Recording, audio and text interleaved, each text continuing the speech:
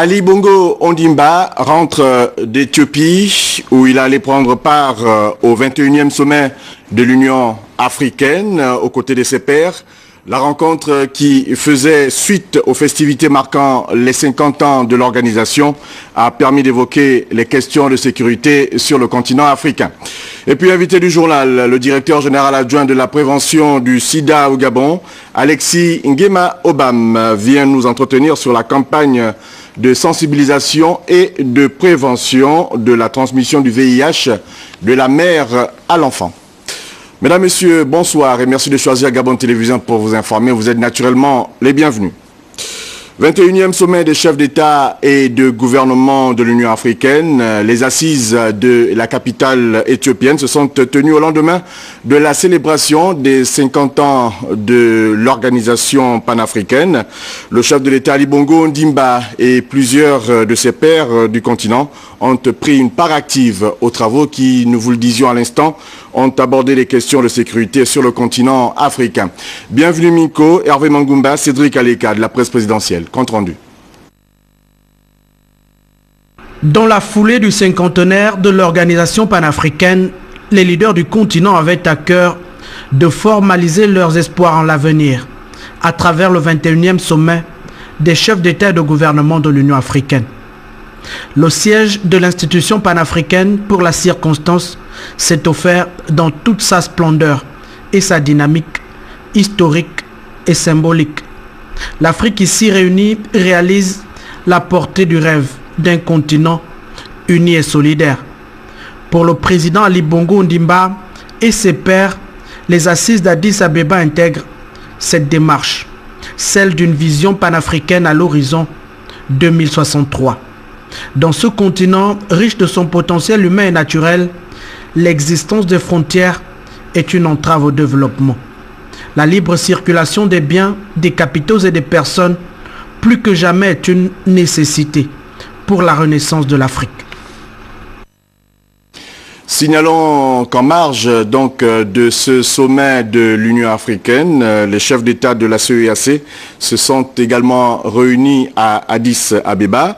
Le mini-sommet sur la Centrafrique était dirigé par le président tchadien Idriss Déby Itno en sa qualité de président en exercice de l'institution régionale. Presse présidentielle, compte rendu. Au siège de l'ambassade du Tchad en Éthiopie, les chefs d'État et de gouvernement de la CEEAC se succèdent pour le mini-sommet organisé en marge des assises de l'Union africaine. La rencontre est dirigée par le président tchadien Idriss Déby en sa qualité de président en exercice de l'institution sous-régionale. Sur la table, un dossier, la République centrafricaine. Nous avons profité du fait que nous nous trouvions tous dans la capitale éthiopienne pour faire un peu le point sur le dossier centrafricain.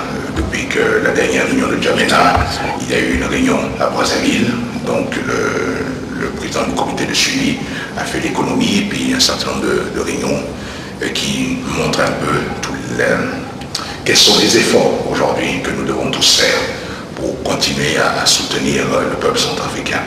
Des efforts importants pour stabiliser le pays, pour le sécuriser, mais aussi des efforts importants au plan financier pour relancer toute la machine économique de ce pays.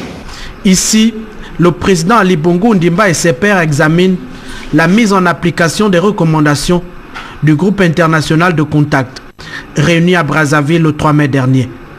Pour tous, en ces lieux, la restauration de la paix et la création d'un fonds d'affectation spéciale pour la reprise des activités du service public constituent les préoccupations essentielles. Ce pays est très proche de nous et ce qui peut se passer en République centrafricaine pourrait demain avoir des conséquences graves pour nous tous. Donc nous ne pouvons pas nous désintéresser du sort des populations centrafricaines, car en plus nous sommes les uns les autres pas à l'abri des problèmes de ce type, et surtout que la stabilité d'un pays est très importante pour toute la sous-région. Et il faut, pour nous, Gabonais, reconnaître que la sécurité du Gabon ne commence pas à ses frontières. Elle commence beaucoup plus loin. Suspendue de l'organisation panafricaine, la République de Centrafrique poursuit son processus de redressement. Avec l'appui des chefs d'État de la CEAC, le Conseil national de transition au pouvoir s'attelle au cantonnement et au désarmement des éléments de la Séléka pour le retour de la paix en Centrafrique. Signalons à toute fin utile qu'au terme des travaux du 21e sommet de l'Union africaine, le chef de l'État gabonais a regagné la capitale gabonaise, Libreville.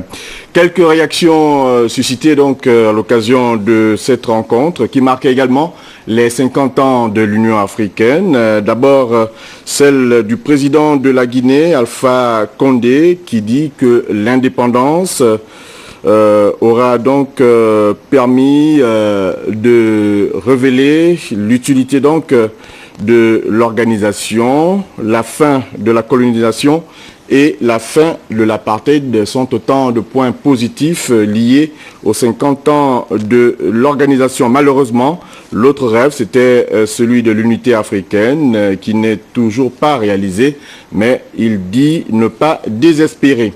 Et puis François Hollande, le président français qui a annoncé qu'il invitait les pays africains à Paris pour un sommet sur la paix et la sécurité sur le continent.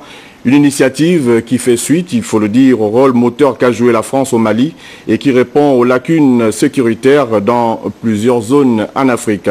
Alors que l'Union africaine n'arrive toujours pas à monter sa force en attente, censée donc répondre à ce genre de défi, l'initiative du président français a tout de même diversement été accueillie par les chefs d'État africains. On reste toujours à l'extérieur du Gabon pour parler de cette délégation du Conseil national de la communication qui vient de séjourner à Cotonou au Bénin, conduite par Guy Bertrand Mapangou, le président du Conseil national de la communication.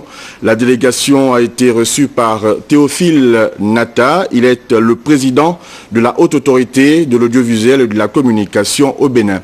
Compte rendu, Rodrigue Tessamwanga. Sympathique poignée de main entre Guy Bertrand Mapangou, le président du Conseil national de la communication du Gabon, et Théophile Nata, le président de la haute autorité de l'audiovisuel et de la communication du Bénin. Objectif visé par cette visite, réactiver le partenariat existant entre les deux institutions, liées par un protocole d'accord signé en 2000. Le CNC du Gabon et la HAC du Bénin sont liés par un accord de coopération que nous avons signé en 2000. Et il était donc de bon aloi de venir voir mon frère aîné, le président Nata, pour non seulement réactiver cette coopération, ce protocole d'accord, mais aussi réfléchir ensemble, discuter et harmoniser nos points de vue en ce qui concerne le réseau interafricain qui compte aujourd'hui 34 pays. Ces accords permettent de renforcer les relations entre deux instances et aussi permettent de réfléchir sur la vie, l'avenir, le fonctionnement du réseau. Donc c'est très utile ce que nous avons eu comme échange et ce que je retiens, c'est à encourager. Une visite de travail, mais aussi et surtout de partage d'expérience. Les assises en plénière avec les conseillers membres sont une parfaite illustration. Nous avons eu une plénière avec tout le collège de la HAC pour voir comment est-ce qu'il traitait certains sujets, notamment le traitement des plaintes, les auditions des professionnels de la communication. Ces sujets ont été discutés et nous avons bien entendu vu que nous avons quasiment, je veux dire, les mêmes méthodes, d'autant qu'au sein même du REFRAM, nous avons une boîte à outils sur le traitement des plaintes et chacun des pays, les 34 pays du RIAC s'inspire un peu de cette boîte à outils qui est, on va dire, un manuel de procédure. Visiblement honoré par son homologue, Guy Bertrand Mapangou a été invité à découvrir le siège de la HAC. Le président du CNC s'est également rendu dans les locaux qui abritent les bureaux des conseillers membres de la haute autorité de l'audiovisuel et de la communication. Toujours au Bénin, Théophile Nata, par ailleurs secrétaire exécutif du réseau des instances africaines de régulation de la communication, a échangé avec Guy Bertrand Mapangou sur l'avenir du réseau entre bilan et perspective. Rodrigue Samanga nous en dit un peu plus. Le réseau des instances africaines de régulation de la communication compte à ce jour 34 pays membres. Le siège du secrétariat exécutif du RIARC est établi ici à Cotonou. À la faveur de cette séance de travail, Guy Bertrand Mapangou a prêté une attention particulière aux membres de la coordination du réseau. Le président a pris un engagement déjà par rapport à la cotisation du CNC au RIAC, où il s'est engagé à payer la cotisation du CNC sur les 4 années à venir. Au-delà de la cotisation, il s'est engagé aussi à être plus présent.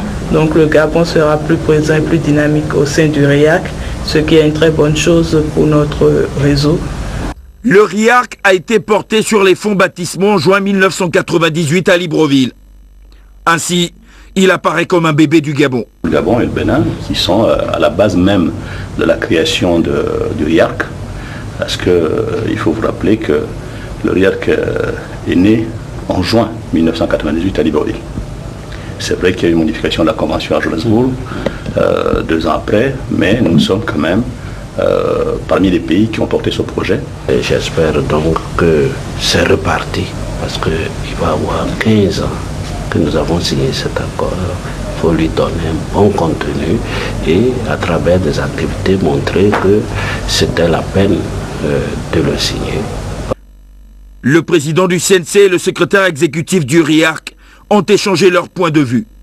Nous préparons donc dans quelques mois une conférence de présidents. Et donc, d'ailleurs, ils viennent de Tanzanie, ils viennent d'Arusha, pour un comité de rotation, où là-bas, ils ont réfléchi en tant que secrétaire exécutif, en tant que président, c'est-à-dire lui assurant le secrétaire exécutif, la Tanzanie assurant la présidence. Ils ont réfléchi comment est-ce que nous allons aborder plusieurs sujets à notre prochaine conférence des présidents, qui se tiendra à Niamey.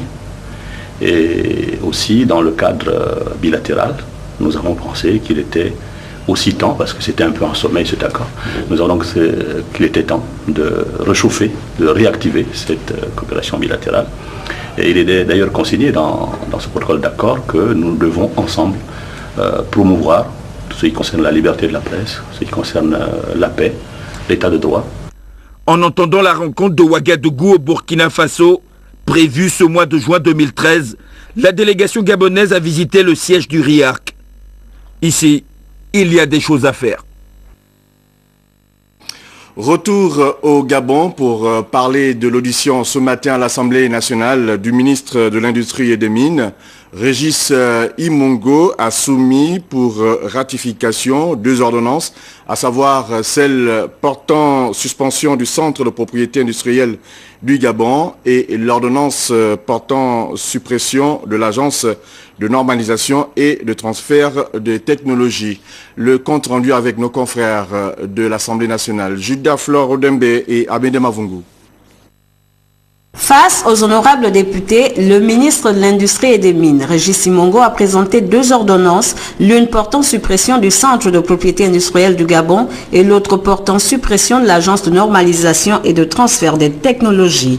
Dans ses exposés de motifs, Régis Imongo a indiqué que le centre de propriété industrielle du Gabon, un abrégé CEPIG, créé par la loi numéro 14/2002 du 28 janvier 2003, est placé sous sa tutelle. Cette structure d'appui de la politique nationale est le relais de l'Organisation africaine de la propriété intellectuelle. Fort de ses missions et organisations, il doit refléter les normes établies par l'OAPI conformément à l'accord de Bangui. Dans le cadre de la réforme organique en cours au ministère de l'Industrie et des Mines, un nouveau texte a été élaboré pour créer l'Office gabonais de la propriété industrielle OGAPI. Cela dans le souci de répondre efficacement aux enjeux que revêt la propriété industrielle pour le Gabon industriel dans le plan stratégique Gabon émergent PSG. S'agissant de l'agence de normalisation et de transfert des technologies, Régis Imongo expliquera que cette structure a été créée en 2005 pour permettre au pouvoir public et aux opérateurs économiques de répondre aux défis des relations commerciales internationales. Aujourd'hui, l'ANTT présente des insuffisances puisqu'elle s'est vue D'où la nécessité d'apporter des réformes au sein de cette entité. Il est apparu nécessaire au départ du ministère dont j'ai la charge, dans le cadre de la réforme organique en cours au sein du ministère de l'Industrie et des Mines, de créer l'Agence gabonaise de normalisation AGANOR au